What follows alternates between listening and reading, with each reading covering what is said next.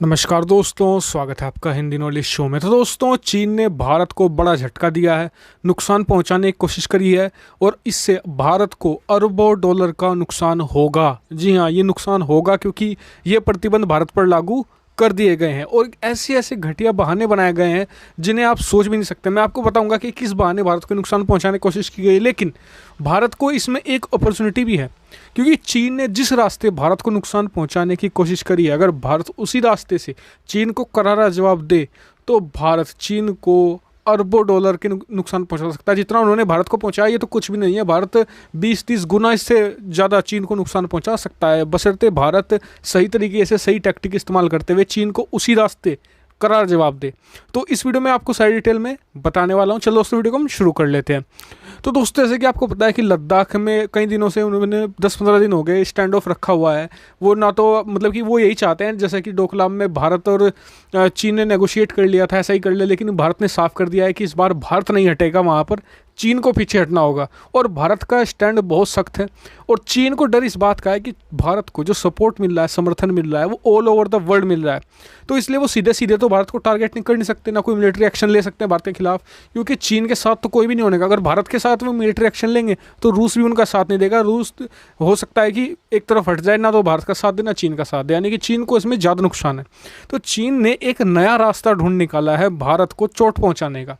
वो है भारत के जो इंपोर्ट्स हैं टू चाइना, वो उन्हें कट करने का। दरअसल आपको पता होगा कि चीन भारत को जो टेक्नोलॉजी जैसे कंपनी होती है, मोबाइल वगैरह हर चीज़ की एक्सपोर्ट करता है और सालाना 80 अरब डॉलर के आसपास की कमाई कर ले जाता है। लेकिन अब से 3 साल पहले हालत ये थी कि भारत के जो एक्सपोर्ट थे टू चाइना वो मुश्किल से 15 से 16 अरब डॉलर थे।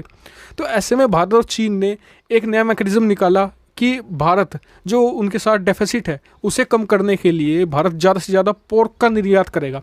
और ये इंडस्ट्री भारत में इतनी बूम कर गई कि अरबों डॉलर की बन चुकी है आज। जी हाँ, ये भारत जो चीन को सबसे ज़्यादा पोर्क एक तरीके से निर्यात करता है और चीन दुनिया का सबसे बड़ा पोर्क आयातक देश है, यानी वो सबसे बड़ा इंपोर्टर है और भारत बहुत बड़ा एक्सपोर्टर है टू चाइना। तो अब ऐसे में चीन ने जो लद्दाख में जो स्टैंड ऑफ हो रहा है, इसी दौरान एक बहाना बनाकर इस निर्यात को रोक दिया है, इस पर प्रतिबंध लगा दिया है। क्या बहाना उन्होंने बनाया है? उन्होंने बहाना बनाया है स्वाइन फ्लू का। अब आप मुझे बताइए, स्वाइन फ्लू तो कई सालों से लगातार आता रहा है, तब तो उन्होंने बैन लगाया नहीं।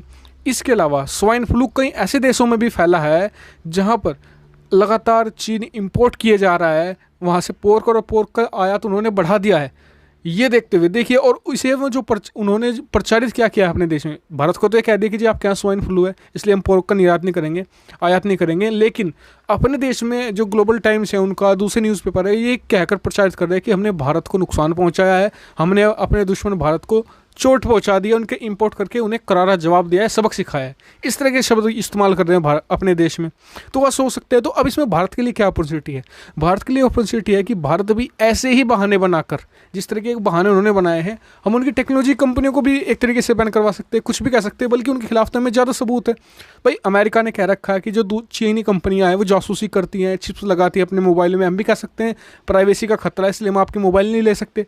हम आपकी जो कंप्यूटर आते हैं आप हमारे देश में इंपोर्ट करवाते हैं, जो लैपटॉप होते हैं, इनमें हमें प्राइवेसी का खतरा है इसलिए हम अभी के लिए रोक रहे हैं, पहले जांच करेंगे। इतने में उनकी कंपनियां बैंकरप्ट हो जाएंगी, क्योंकि बहुत सारी कंपनियां तो ऐसी हैं जो भारत पर ही निर्भर है।